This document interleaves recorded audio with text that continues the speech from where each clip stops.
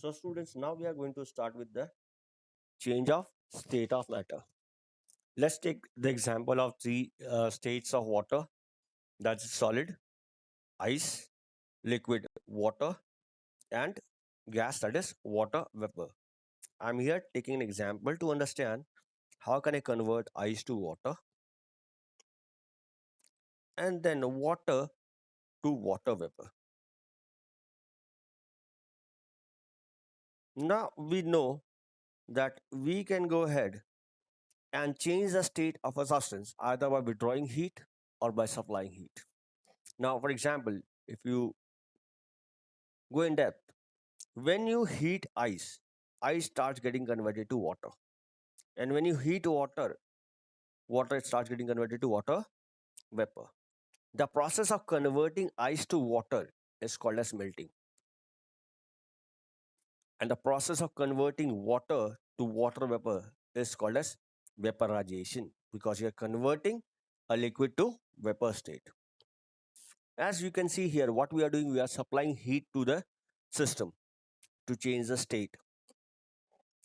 The reverse process could be if I withdraw heat from water vapor gets converted to water, and the process is called as condensation. Again, if I continue withdrawing heat from water, water gets converted back to ice, and the process is called as freezing. So, from this, we can understand that the process by which one state of matter gets converted into another state of matter and come back to its original state without any change in its chemical composition is called change of state of matter or interconversion of state of matter. Now, please remember the interconversion of state of matter is reversible in nature and no new substance is formed in this process. In short, it is a physical change. Now, the change of state of matter or interconversion of state of matter can be brought about by two different ways. One is by changing temperature, and second one is by applying pressure. Quickly to remind you, you can take an example of your liquefied petroleum gas. When you are applying high pressure on this gas gets converted into the liquid form. Similarly, when you apply huge pressure on carbon dioxide gas, the carbon dioxide gas gets converted into a solid form, and that is known as dry ice.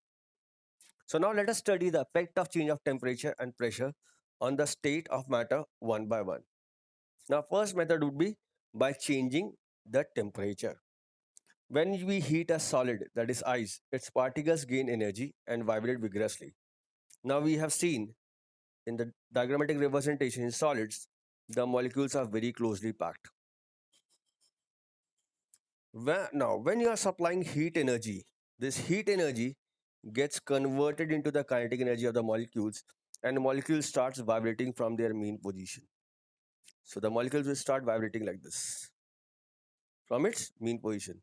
Their intermolecular space will increase, intermolecular distance will increase, and intermolecular force of attraction will decrease. And thus, a solid gets changed into the liquid state. You can clearly see in the book, it is written when we heat a solid, its particle gain energy and vibrate vigorously. The force of attraction between the molecules are overcome. This enables the particles to move around faster. The intermolecular space increases and the solid ice changes into liquid water. Thus, the process of changing of solid ice into liquid is called as melting or fusion. There are two terms, that is melting or fusion. By heating a liquid water further, the molecule gain more energy and vibrate even faster. The force of attraction between the molecules become negligible and intermolecular space between them increases. The particles move around freely. Now the liquid water changes into gaseous state, which is called as steam or water vapor. Thus the process of changing of liquid water into steam is called as vaporization or boiling. Now we have done what we are doing here in this process. We are supplying heat energy. Now, as I taught you, if you decrease the temperature or if you withdraw heat, what will happen? The molecules will lose kinetic energy and they will come closer. So, by lowering the temperature, a gas can be changed into a liquid and a liquid can be changed into a solid. Liquid water, when kept in freezer, changes into ice. Thus, the process of changing a liquid into solid is called freezing or solidification. They are one and the same thing. Either you can use the word freezing or solidification. But steam on cooling changes into liquid water. Thus, the process of changing a gas into a liquid is called as condensation. Now, when substance cooled, the particles lose kinetic energy.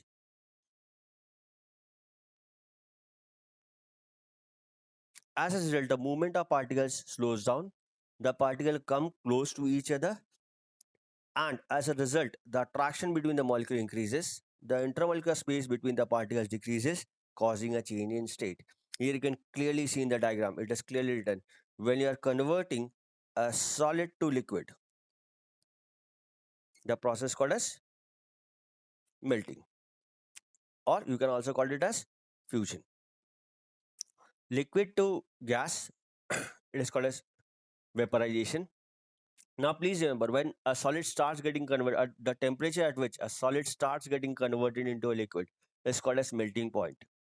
The temperature at which a liquid starts getting converted into a gaseous state, it is called as boiling point. The temperature at which a gas starts getting converted to liquid is again called as condensation point. And the temperature at which a liquid starts getting converted into solid is called as freezing point.